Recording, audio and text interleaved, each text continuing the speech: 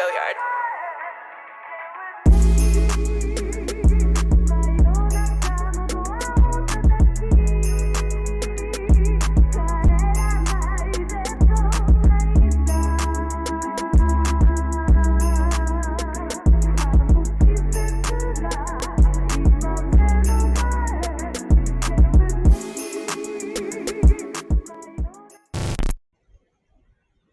Hello and welcome back to the CFCTALK podcast. A big game ahead, but before that, Chelsea winning against Arsenal last week. Reece James scoring and an assist for him. Lukaku scoring on his debut and getting a man of the match on his debut as well. And an open play assist for Mason Mount. I'm going to reiterate that open play because a lot of fans think that he can't do that, but he sure can.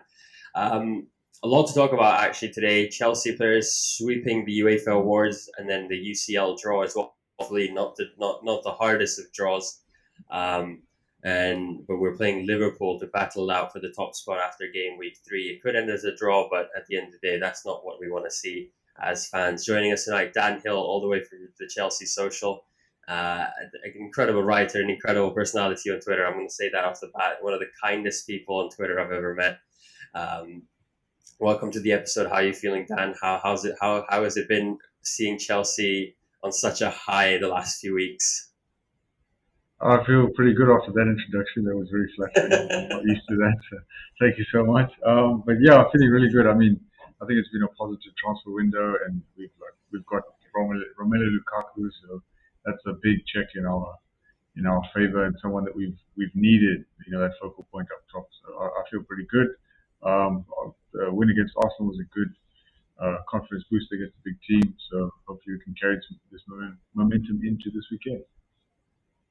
I know against Arsenal there was a lot of confidence in terms of Chelsea fans, but there was also that slight doubt in the minds because we know how Chelsea perform against Arsenal, and sometimes they can just show up and put us back to our place. But thankfully that's all over. Firstly, let's get into the first topic: transfers. Cristiano Ronaldo. There's a big news that's just come I think a few hours before I was asleep, and I just got up and I saw Cristiano Ronaldo might be heading to Man United now. So, whichever team he goes to, Man City, Man United, it does affect Chelsea. And I would personally say it does affect Chelsea more if he goes to Man City because they're more for title contenders than Man United at the moment. But does this mean Man United are up for that trophy as well?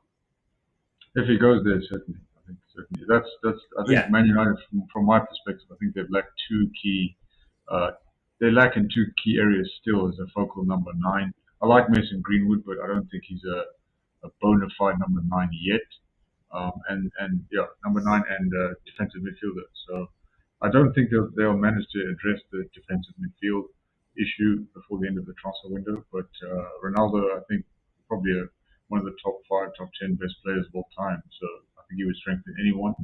And for the way that they play, I certainly think that he would suit Man United more than Man City, but he would probably take Man City to another level in terms of goal getting and finishing. So it's not a transfer I'd like to see as a Chelsea fan, to be quite honest. But yeah, let's see what happens. We'll see if United have the wherewithal to hijack this deal. But either way, I hope it doesn't happen. Yeah, I don't want that to happen, to be honest with you, because and especially hearing about him going to City is a bigger factor. Like we heard about Kane going to City, and Chelsea fans are scared.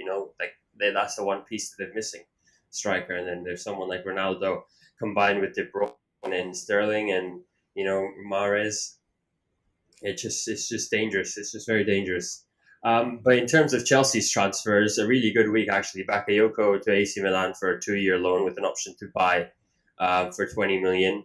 Emerson 1-year loan to Lyon, and then I think Zappacosta to Atlanta for £8 million, which is, I guess, as Chelsea fans, you would want all 3 players to be sold this window. But what we got out of this is still better than nothing. And getting $8 million for Zappacosta is still a big deal, you would say. Absolutely. I think, look, I don't think Zappacosta, a lot of Chelsea fans, from my perspective, what I see online, and certainly my own opinions, I think these players have been sort of hanging on to the books for a long while now. And I think as much as we have, or Marina Granovskaya has done tremendous work to get players in, and she's still working on that, and the team is still working on that. I think it's been good to get players out as well. So securing loans for these players, because Chelsea have an enormous squad. So to trim the squad and get Zappacosta some first team football and get him out of the club and off the books, that's been good. And hopefully, I'm not sure of the details, but I'm sure that Lyon are covering at least some of Emerson's wages, and as well as Bakayoko as well going to AC Milan. I think he will have some of his wages covered as well. And these are players who were never realistically going to make the Chelsea first team squad, either on the bench or in the first 11. So it's good to have them off the books for now, as it were, and hopefully with long term plans to get them transferred permanently. A nice important point that you mentioned there is the salary, and we know Chelsea are targeting Koundé and Tchouameni at the moment. With in terms of Koundé, we seem like we've progressed a long way, and it is going to happen before the end of the transfer window. And what Chelsea fans need to realize is kind of players who go out and roll, not loans, almost have 50% or more of their salary paid by the club that they're going on a loan to, which means that we've got the financial fair play that we've got to actually look at. We've just signed someone who's almost £100 million signing as well. So Chelsea are doing business. I mean, there are fans out there who hate Marina's way of doing these transfers, but she's managed to get a profit out of it so far. We've signed Lukaku and made a 15 million profit, and if we actually even more because that figure was released before Tammy Abraham was sold. So it is incredible to see the way Marina goes about her business. And what's most important is the Champions League. The Champions League with the draw that just happened yesterday. Are you happy with the draw, or do you think it could have been easier for Chelsea, or it could have been a lot worse? And this is perfect. Oh yeah, absolutely. If I may just add on to your point there, I think a lot of what Marina actually cops a lot of abuse from the Chelsea fans online simply because of her quote unquote failures, and with certain deals like Danny Drinkwater and players like that. But I think particularly in a COVID market where clubs don't have a lot of money, I think she's found some really good locations for the players, not only but also she's been shrewd in moving players out. I think that she deserves a lot of commendation for moving players out and getting Lukaku in. But yeah, transitioning to the Champions League draw, I must admit I was waiting with bated breath when Pot 2 was drawn to what team we would get. But I think Juventus are very good team. Obviously, they didn't win Serie A last season, but they will still prove to be a very stern test for Chelsea. But I think as draws go, that was probably as good as we could get with Zenit and Malmo as well. I think they are. Look, Champions League is never easy, and you can't say that we're going to win so many games, but you don't want your group to be hard. So I think as things go, if you look at Group A and Group B, I think we got certainly got a good the good end of the deal. Group Yeah. H. There were some jokes going around after Juventus got drawn up with Chelsea that Ronaldo's leaving because he's going to have to face Christensen and Rudiger in defense, and he's decided, let me just stick with an English club and not have to face face them in the Champions League. But honestly, yeah, I'm very happy with this draw. I looked at Liverpool and who they're facing. I think AC Milan, they're facing Atletico, they're facing Porto, and I was like, ooh, that is a group of death right there. And then you've got some incredible fixtures in terms of Barcelona, PSG, which is going to be interesting to see as well on the side. But as far as the awards go, Chelsea were incredible, and I would say we were robbed in terms of Defender of the Year. Oh yeah. I, I think Rudiger should have won it, if not Azpilicueta, who came second. But Mendy, Kante, both deserving of their awards in terms of the positional ones. In your opinion as well, because there were some people out there saying, how can Kante win Midfielder of the Year but not win Player of the Year?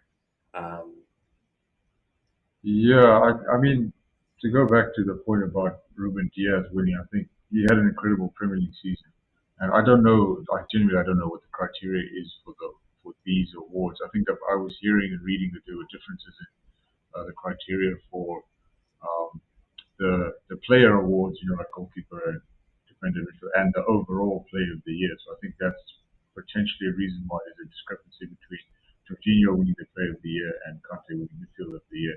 But to me, if you're judging the award purely based on the Champions League, it just defies logic for to have a player like Ruben Diaz win the award when the defense, the Chelsea defense, set a record, I believe, or at least tied a record, having 9 clean sheets in 13 games. And particularly when you have like profound incidents in the final, where like Rudiger made that goal-saving block, Christensen made the goal-saving block, Azpilicueta made his own goal-saving block, where the foundation of our game was very much the defense. So it's really odd to me to have someone who's not from Chelsea winning the award for the best defender. Maybe individually, Diaz could have been better in the Premier League, but even in the Euros, you had Rudiger's a relatively standout performer for Germany, even though they didn't progress. But he didn't do any worse than Diaz at the Euros. So I don't know, that was a bit of an odd one for me. But onto a more positive note for Edouard Mendy, that was thoroughly deserved. He's been a revelation since he joined. Kante, you can't argue with that. 2 man of the match awards in the semi-finals and the final. I mean, that's unheard of. And the forward of the year for Erling Haaland, that's not really, you can't really debate that. We were never really going to have a forward of the year in there. But I would have liked to, I guess maybe I'm getting a bit greedy, but I would have liked to have seen us or Rudiger win the defender of the year. But I'd like to also give a great nod to Jorginho for winning player of the year. I know he has received a lot of negative attention and criticism. I've criticized him in the past. I won't sit here and I think we all did at one point. I think all yeah, Chelsea yeah, fans kind of went off on him when he had that bad run of yeah. form, and we all said, you know what, he's not going to be able to play for Chelsea again. Yeah, absolutely. I mean, like as I said, I've criticized the aspects of his game that I still don't like. But what he has done is show leadership and resilience, and what he does do well, he does very well.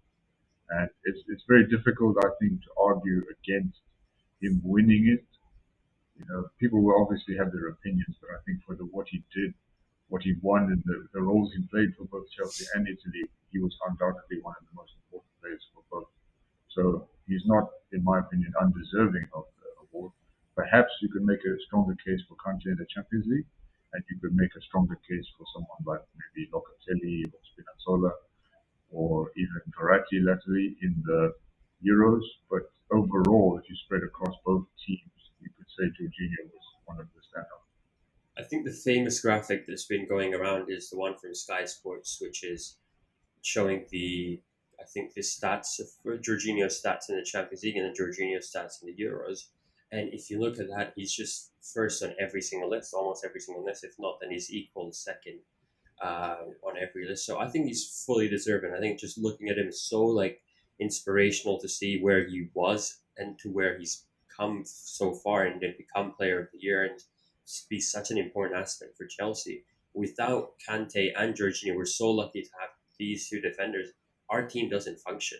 A lot of fans don't realize that. Yes, they might not be. I know. Jorginho gets criticized for his lack of pace, for his lack of positional awareness at times. But when he does what he does, he just knows what he's doing. He just does it right, and that's what's been benefiting Chelsea. I know a lot of people debate between whether we would have won the Champions League without Kante in the squad or without Jorginho. Every single player who was in the squad was important. Every single player put in a shift, and we did what we did. And you can't just kind of give one player more credit to the other player. I think the only kind of explanation I could have for Jorginho winning Player of the Year is because of the Euros and the Champions League combined. As Dan said, the positional awards are more Champions League based, and the player awards are more more of a UEFA kind of thing where they include the Euros and the Champions League. So heavily deserved Jorginho. I think it was great to see his speech as well. The part where he mentioned, not the speech, but the video where he mentioned that he wants to thank the haters as well who inspired him to work harder as well. Well, what's his future like at Chelsea? Give him another contract, keep him here next to Kante, and then if we even sign Koundé, Chouameni, does anything happen, or does Kante and Jorginho stay in that playing 11 for you? Yeah, I think, well, they're not getting any younger, so obviously there needs to be some kind of long-term plan. But I think he's certainly earned another contract. How long that contract will be, I don't know.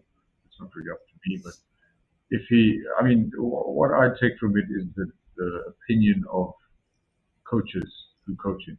And it's not an accident that he's been a crucial part of a very, very good Napoli team. Okay, fair enough, they didn't win Serie A, but he's been a crucial part of this Italy team that have now ended their trophy drought, as it were, of about 15 years, I think, since they won the World Cup, or made a final in Euro 2012. Um, and obviously now a crucial part of Tuchel's Chelsea in that double six. And Tuchel was even honest about Jorginho in an interview where he discussed his limitations and said that when you sort of expose him physically, he's not the best, but for what he does metronomically with the ball and his vision and the way that he keeps the team ticking over, he's essential for what we do in position. And you can see him even when I think it might have been in the Super Cup when he came on. I think he boosted the Yeah, tempo. I'm not sure if he started. yeah, I don't know, it was Kovacic and Kante, I think, who started that game.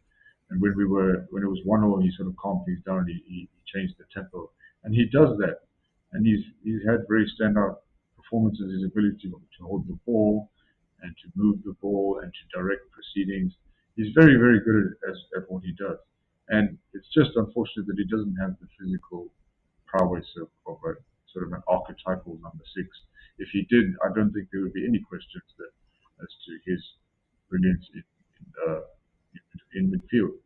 Because I, for one, have certainly come out, particularly in the Euros, it was a very good experience for me because I watched him without the emotion and emotional attachment to the team that I normally have. Without that level of expectation, I just enjoyed watching him play. And you can see how good he is when you just watch him without that emotional attachment to his mistake. yeah. No, I'm not gonna lie. It's nice to watch the Euros as a neutral. When you don't have your team kind of participating in a tournament, when you don't have to weekly sit there on Wednesday night and just think about whether you're going to be there the next week or not. It is tough. So it's a whole lot like nicer to just see Chelsea players succeed without having the extra pressure of expectations and requirements from them every game. Um, Anything you want to add on in terms of the UEFA draw or the awards, or should we move on to Liverpool, the big game this weekend? I think I should definitely mention a word for our manager, Thomas Tuchel, Oh yeah, winning manager of the year. We can't forget him. I think he's done a tremendous job since he came in for our legend Frank, Super Frank, and not more than that. I mean, the impact that he had on the pitch and winning the Champions League is there for all to see. But I think off the pitch as well, he had a uh, very calming, very um, influential effect on the whole club. He just came in and he tried to build a harmonious atmosphere, and he didn't shy away from any questions about Frank and Frank's legacy, what it meant for him to leave, and everything like that. He was always honest about it. And and in his press conference a few days or maybe a week ago, when he said the board perhaps he told the board perhaps they let him go a little bit too early. Those are the kinds of things that you really want to hear as a fan. Some may say, okay, maybe it sounds a bit too good to be true, and that's certainly something that Chelsea are often guilty of. Especially when we get too comfortable with the manager, then suddenly they're out the door. But I don't know. Everything for me that he has done since he's come in has been top notch, from start to finish. And I really enjoy him as a person. We heard a lot of horror stories about him falling out with boards and being combustible and all that at PSG and Dortmund. But that's certainly not how he's been at Chelsea. And I think the fit has been very good, and his willingness to be hands off and just coach the team and give his input to the hierarchy and let them do their thing has been very, very good. I don't know if this is just me or just a lot of fans, but I'm getting a lot of feeling from the Antonio Conte season, the first season when we won the league. I hope it doesn't end the way that it ended with Conte, but the way he's just reconnected the fans back with the club. I know Frank Lampard did that through the legendary status he has at Chelsea, but slowly fans did kind of want to switch the manager around. I know there's a lot of debate about how Lampard should have been given more time after what he did in the season before. And in my opinion, I would just say Lampard was the right person at the wrong time. Bit more experience, a bit of more managerial experience in other clubs, and he would have been probably a great manager at Chelsea. Would you not agree? Before fans just batting him out and abusing him for a loss or a bad performance. Yeah, and the thing is, the argument I always come back to when it comes to Frank is, in my opinion, he took the job when no one else wanted it. And he held his hand up, though he was inexperienced. He took it after a year of of management, and that's commendable in and of itself. Um, and like you said, right manager, wrong time, and there's no reason to me to suggest that he can't come back at some point. Look at Allegri's just gone back to Juventus. Zidane went back to Real Madrid.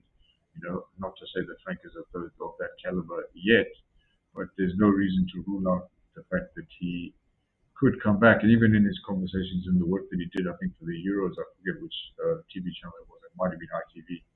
Um, he he was not at pains to make it known, but he was clear that Chelsea was still his club and he didn't have any ill feeling. And the fact that Tuchel's also gone to great steps great steps, but he's messaged him and they've exchanged good words shows that Frank has no bitterness.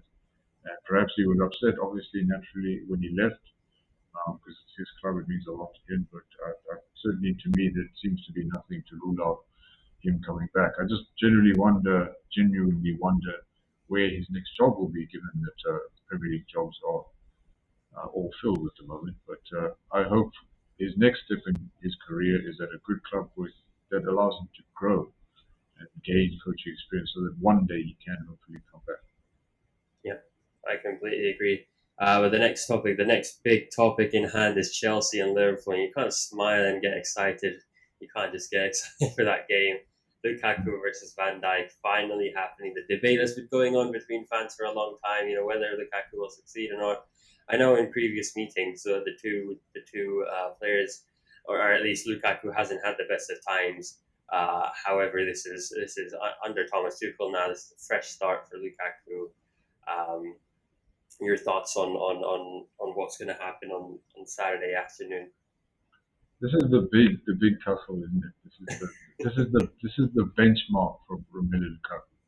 And the thing is, for me, Virgil van Dijk, he's just working his way back from that terrible injury that he suffered last season. And I'm a fan of Van Dijk the player. I'm not a fan that he plays for Liverpool, to be quite honest, as tribalism as it is.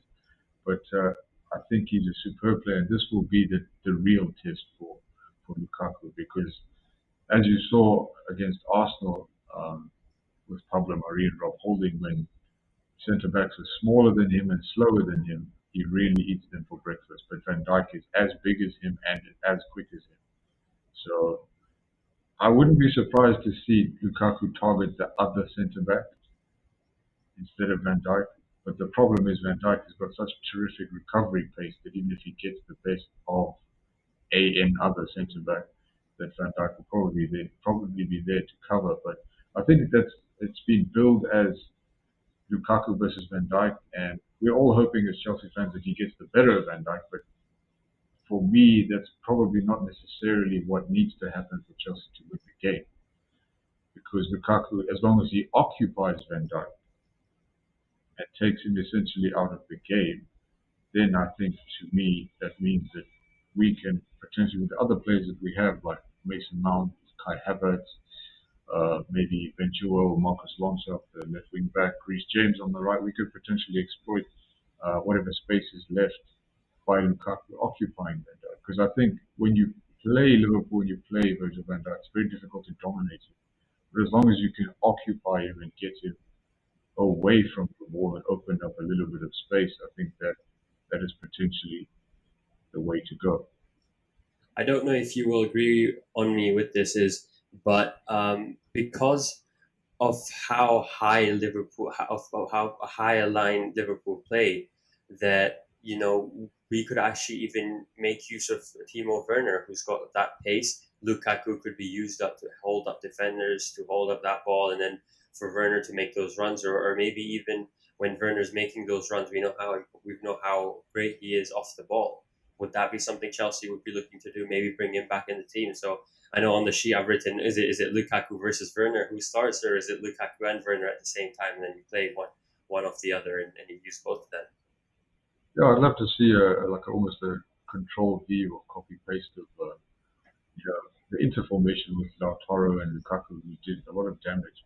Um, but I was reading the other day a little snippet of the fact that Lukaku dominated every centre back in Serie A except Giorgio Chiellini and Christian Romero, who's now at Tottenham.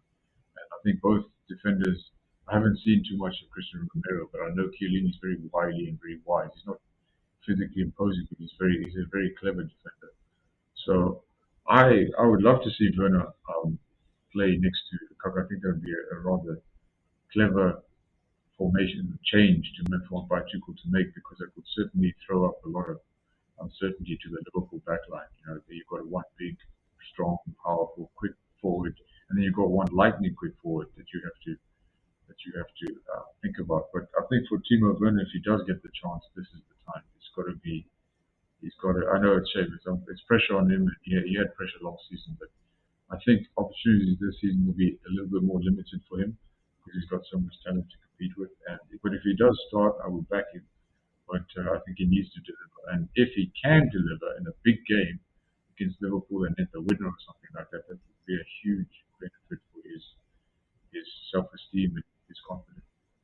It's a nice headache to have for Thomas Tuchel. Have 11 players in three positions to pick from, and especially when most of the players in those positions are in form. You've got Lukaku, Mount, Kai Havertz, Hakim Ziyech, who are all performing really well, and sadly you can only pick three of those. And let's just dive a little bit into that, and then pick a Chelsea 11 that we think should start, or we think would start on Saturday afternoon. So I think the goalkeeper position would go uncontested. Mendy has to start for both of us. Oh yeah, Mendy's going to start. Yeah, and then you would, in terms of the defense, five at the back with Rudiger and Christensen are solidified. Who would be your right centre back? I would play Usby, but I'd be worried about him against one-on-one against Mane. If we had Kunde, I would play Kunde, but we don't quite. That's not done, and it may Maybe not maybe happen. maybe Chalobah in there, or is that too early for him? Oh, Maybe he has this experience. yeah, he's quicker than Usby, but I think that people often underrate Usby's game awareness and his ability one-on-one. So I think he would be annoying for Mane if not quite as quick. I just worry if the game gets a bit stretched and Mane is allowed to run because he's so fast and he's so good. But I would certainly play. I would play Usby without. You need experience in big games, especially away from home. And I trust Trevor. He played well against Villarreal and Palace, so it's not an indictment on him. But I think away at Anfield, massive game. I would trust Usby at right centre back, and yeah, I would go similar to our back five against Arsenal. I'd go Reece at right wing back and Alonso again at left wing back. Not to say that Ben Chilwell shouldn't start, but I think he's still working his way back to fitness. So Alonso's had a full preseason, so I would go for those two at the left wing back. I agree with you on the Ben Chilwell and Alonso thing, because Alonso has had a great few games. We can't lie about that, because he scored that goal against Crystal Palace. He created more chances than any other Chelsea player against Arsenal. So he's been having a great time. The only kind of issue I have with Alonso is sometimes that his defensive awareness is not there. And no disrespect to Crystal Palace or Arsenal, but their wingers aren't as fast as Mo Salah. And I just feel Yeah, like Mo Salah will be turning Marcus Alonso around a lot. And because Alonso plays a lot higher, likes to attack a lot more, he might be caught out in a few occasions where Rudiger might have to pull out and help him out in that position, leaving space in the central area for them to kind of create any chances, which is the only concerning thing for me. But at the same time, we could kind of say, or I would say that Ben Chilwell hasn't had a lot of game time leading up to this game, so putting him right in there, I don't know if that makes sense, or if that's too early, or at least, or we should save him up for the next game week. yeah. There's always a big opportunity cost if you do it economically. Opportunity cost Marcos Alonso in that he's so good attacking wise. Like there's huge space behind Trent Alexander-Arnold, and to have Alonso there whipping the ball in and just running at Liverpool's right centre back would be quite cool. He's not quick, but I mean he's a bit wily on the ball. He always seems to never to lose the ball, and he's very decisive in attacking areas. So that would be good. But the trade-off is that his lack of defensive awareness and his lack of recovery pace and ability would always be would always have the potential to hurt us. So I still would start Alonso, which is incredible for me to say because I'm not his biggest fan. He's a good Chelsea player, so I always back him, but I have my criticisms of Marcos Alonso.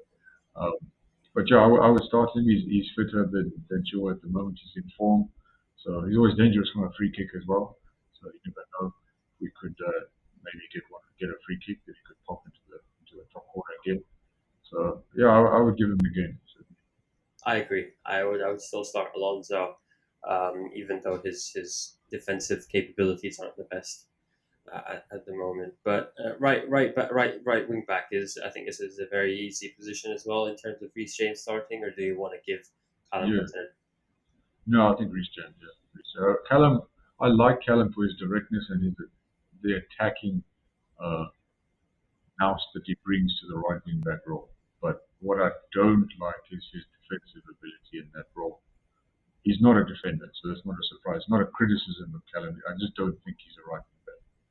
You know, and Tuchel's played in there against sort of quote unquote smaller teams, and for his directness, when we have more of the ball and we're overloading the wings, he's perfect to have there. But he's probably gonna have Robertson running at him, or Simika's running at him, and gonna have Mane running behind him. And is he going to want to go up and down the wing all game? His natural instincts will take him further up the pitch, and you leave a big hole on the right and a big hole on the left with Alonso. So that's I think that's too much of a problem. If you're going to start Callum, you've got to start Ben Chilwell, in my Yeah, view. If you start Alonso, you've got to start Reece James, like in terms of yeah, combination, because Reece is brilliant defensively. I don't think you can start Callum and Alonso. I think that would be a recipe for there'll be too much space behind both of them. And Aspi and Rudiger won't have the best of days. yeah, exactly. I'd be stressed, like be pulling their hair out by half time. But yeah, I would start Reece, and yeah, he's been in terrific form. He was wonderful in the Champions League final. And I'm a big fan of Reece James. I think he's got huge potential. People forget how young he is as well. I think he's 21, going on 22, maybe 22 already. I'm not exactly sure of his birthday, but yeah, he's a terrific player. He's a Chelsea academy boy, and he's uh, he's also demonstrated against Arsenal his tremendous ability to whip the ball into Lukaku. So I think he's certainly set to benefit long term from someone to aim at.